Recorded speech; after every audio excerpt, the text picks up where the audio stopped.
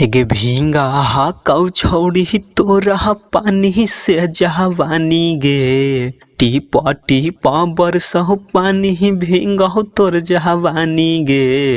हेगे जल्दी तू आजो न रहनी गे गरमाई देबहु तोर जवानी गे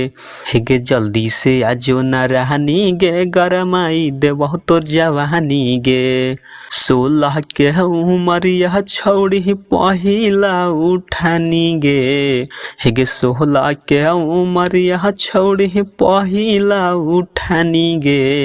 हेगे जल्दी तू आजो न रहनी गे गरमाई देबहु तोर जवानी गे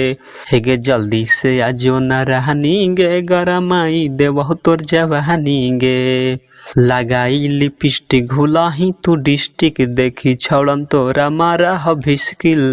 गे छौड़ी लगाई लिपस्टिक घुलाही तू डिस्टिक देखी छौड़न तोरा मारा भिस्किल मंटू दीवाना से करन छौड़ी ऐसे तू माना मानी गे हेगे मंटू दीवाना से करन छौड़ी ऐसे तू माना मानी गे हेगे जल्दी तू आजो न रहनी गे गरमाई देबहु तोर जवानी गे हेगे जल्दी से आजो न रहनी गे गरमाई देबहु तोर जवानी गे